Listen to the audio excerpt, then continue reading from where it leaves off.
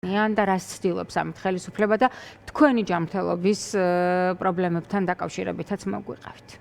მოგესალმებით ქალბატონო თეა. გილოცავთ მეც ახალ წელს, ულოცავ ჩვენს ტელემაყურებლებს ახალ წელს, უსურებ ჯანმრთელობას, მხნეობას, არასოდეს მისულიყვნენ ექიმთან, არასოდეს დასჭირდეთ კლინიკა და პოლიკლინიკა, იყვნენ ჯანმრთელები. ამას უსურებ პირველ რიგში. რაც შეეხება მდგომარეობას, მე თითქმის ყველა აქციაში მონაწილეობდი, როგორც პროევროპული ძალების წარმომადგენელი, როგორც საქართველოს უმრავლესობა მოსახლეობისა და მათ შორის ვიყავი, რა თქმა უნდა, 28-შიც, როდესაც გამოცხადდა ეს ქვეყნისთვის მავნებელი გადაწყვეტილება ევროკავშირთან მოლაპარაკების შეწყვეტის თაობაზე, 28-შიც, 29-შიც, 30-შიც, პირველშიც.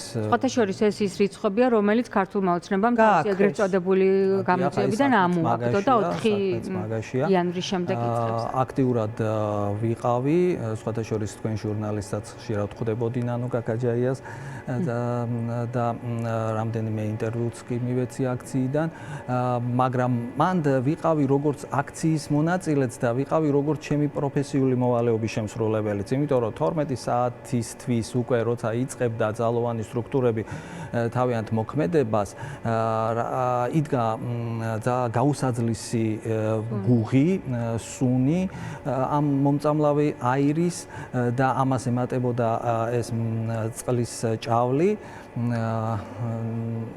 ეხლა მაშინ ჩვენ არც ვიფიქრებდით და მე ვერც წარმომედგინა, რომ 21 საუკუნეში დემოკრატიული ხელისუფლება გაბედავდა და თავის მოქალაქეს ქიმიურ ნივთიერება შერეულ სითხეს შეასხამდა.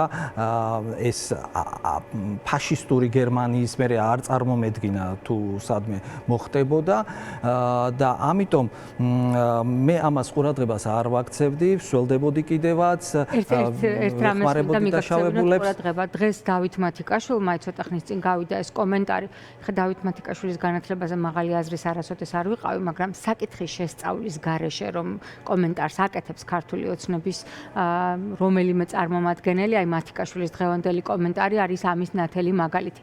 მან თქვა რომ BBC-ს ფილმშიო დაუშვეს ეს სიცრუეო, მაშინ როცა ამ ფილმის მომზადებელმა ქვეყანამ თვითონ გამოიყენა კამიტიო. ეს არის ისტორიული სიცრუე, ჯერ ერთი პირველი მსოფლიო ომის დროს გერმანიასა და საფრანგეთს შორის იყო კამიტი გამოყენებული და არა დიდი ბრიტანეთის მიერ 30-იან წლებში. და არავით არის პირველი მსოფლიო ომის დროს შენახულ ქიმიურ ნივთიერებაზე არ იყო საუბარი. აქ არის აკრძალულ ნივთიერებაზე, რომელიც ძალიან მცირე დოზებით საყოფაცხოვრებო სისტემებში გამოიყენება, მაგრამ არა იმ დოზით, რომლითაც საქართველოს ხელისუფლებამ გამოიყენა. მისი გამხსნელი ასევე ბრომობენზილციანიდი იყო გამოყენებული, რომელიც არანაკლებ დიდი დანაშაულია, იმიტომ რომ პირდაპირ მაჩვენებელში სიმსივნეს იწვევს და აი ასეთი არაკომპეტენტური დამნაშავე ხელისუფლება იქეთ გვდებს ჩვენ ბრალს, რომ თითქოს არ ახართ თქვენ ცუდად, იგონებთ თქვენს ავადმყოფობას და ასე შემდეგ. ამიტომ ძალიან ცოტა დრო დაგვრჩა და მინდა კონკრეტულად თქვენ სიმპტომებზე და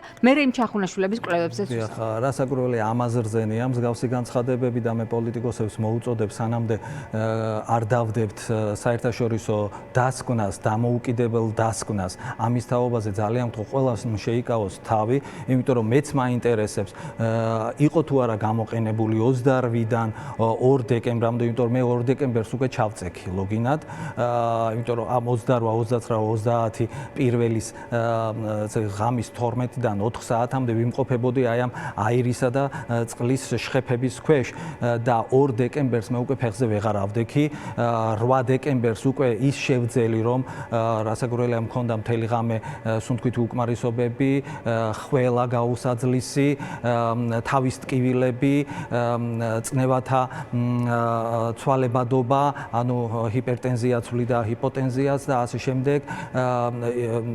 ეს ბრონხიტის ნიშნები ფაქტიურად ნახველი თითქოს მახრჩობდა და ყველაზე მთავარი ეს არის ტემპერატურული რეაქციები ერთოდა თან სახსრების ტკივილთან ერთად და მე ამას ვუკლავდებოდი როგორც ექიმი მედიკამენტოზური მკურნალობით, მაგრამ ყველაზე აღსანიშნავი ის იყო, რომ ძნელად ექვემდებარებოდა მედიკამენტოზურ მკურნალობას ეს ყველაფერი.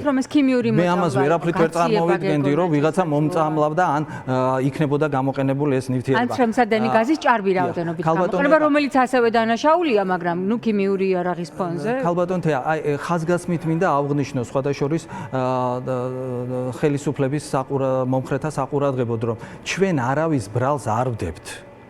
ჩვენ არავის ბრალს არ ვდებთ, ჩვენ გვაინტერესებს როგორც პაციენტებს. სრული უფლება გვაქვს, იმიტომ რომ საქართველოს კანონი ჯანმრთელობის დაცვის შესახებ სრულად თითქმის 80-90% ადამიანის ჯანმრთელობის დაცვის შესახებაა მომართული და მე როგორც პაციენტს მაინტერესებს მართლა მოვიწამლე რამე ქიმიური აგენტით თუ არა. ამისათვის მათაც უნდა აწყობდეთ ეს, რომ მოვიწვიოთ დამოუკიდებელი ექსპერტთა ჯგუფი და დადონ დასკვნა, გახდეს ეს ყველაფერი გამჭვირვალე და მე ვიცოდე როგორც პაციენტმა მოვიწამლე თუ არა, რითი მოვიწამლე, რომ შემდგომში გავაგრძელო მკურნალობაც და რეაბილიტაციაც. მე დღესაც, აი ახლა ახაც რო ვზივარ, სახსრების ტკივილები მაწუხებს, რაც არასდროს არ მქონია. მაგ ასევე ართროზულ მოვლენებთან ერთად იმუნური სისტემის დაქვეითება. ფაქტიურად გამანადგურა იმ დღეებმა. დღემდე ვებრძვი სიმპტომატურად მკურნალობ და სხვადასხვა 8 დეკემბერს ის შევძელი სიცხიანი ავდექი და მეც მივმართე ჩემს პოლიკლინიკას. შეუძლიათ ესეც გადაამოწმონ 8 დეკემბერს. გაუგონდა ჩემი კოლეგები, ოჯახის ექიმი, ისეთი სიმპტომო კომპლექსი იყო, ვერ ჯდებოდა ვერც ერთ დაავადებას, იმიტომ რომ ნოზოლოგიები ხა ჩვენ ძალიან კარგად ვიცით და სიმპტომები ძალიან კარგად გვესმის. აი, ვერ მიუსადაგეთ ვერაფერს და შემდეგ გამორიცხვის პრინციპზე წავედით და ეს ტემპერატურული რეაქციები ვიფიქრეთ ფილტვებიდან ხომ არ მოდისო და გამაშუქეს კიდევაც კომპიუტერულ ციფრულ ტომოგრაფზე გავშუქდით და ფილტვებში არსებითი ცვლილებები არ იყო. ვერ ავხსენით საიდან მოდიოდა აქედან გამომდინარე. აი ახლა როგორც ექიმი რას ფიქრობთ? ხომ არ მიგიღიათ მონაწილეობა ჩახუნაშვილის კვლევაში ან თქვენ ან ქალბატონ ეთერს? აი ახლა რა ვფიქრობ, მე ეს ყველაფერი რაც გამომჟღავნდა, ამის მერე დაუკავშირე ეს ყველაფერი. მე აქამდე კვლავ ვიმეორე, ვერც ვიფიქრებდი რომ მოწამლული ვიქნებოდი, მაგრამ როდესაც თუმეტეს ქიმიურ ნაერთით და დღემდე გაუგებარი იყო ჩემთვის საიდან მოდიოდა ეს სიმპტომო კომპლექსი. მაგრამ ეხლა რადგან ეს ეჭვი გაჩნდა და ეს ამას ასაბუთებს თავად ძალოვანი სტრუქტურის წარმომადგენლები, რასაც იყენებდნენ და როგორ იყენებდნენ. არც ერთი ჩემი მეგობარი არ იყო და არც ერთი ჩემი ახლობელი, მაგათი სტრუქტურის წარმომადგენლები იყვნენ, ვინც ადასტურებენ ამ ქიმიური ნივთიერებების გამოყენებას. აქედან გამომდინარე, როგორც პაციენტს მაქვს სრული უფლება მოვითხოვო, რითი მოვიწამლე და როგორ უნდა ვიმკურნალო და როგორი რეაბილიტაციური კურსი უნდა ჩავიტარო. რაც შეეხება გამოკვლევას ჩემი კოლეგებისა, მე მაშინ არ ვიყავი ჩართული ამ კვლევებში, თუმცა აბსოლუტურად სამეცნიერო ნაშრომს მხარს უჭერ, ვეთანხმები, რომ ნეტავ კიდევ ჩატარდეს მსგავსი კვლევები, რომ ყველამ ძირფესვიანად და ადეკვატურად ვიცოდეთ, რითი ვართ მოწამლულები, ვართ თუ არა საერთოდ მოწამლულები და როგორ ღონისძიებებს მივმართოთ სამომავლოდ. მე ჩემს კოლეგებს პირიქით სოლიდარობას უცხადებ აქედან და ყველა სამეცნიერო მუშაკს მხარს უჭერ მსგავს კვლევებში. ქალბატონ ეთერ თქვენ თუ მიიღეთ? არა, მე არ მიმიღია.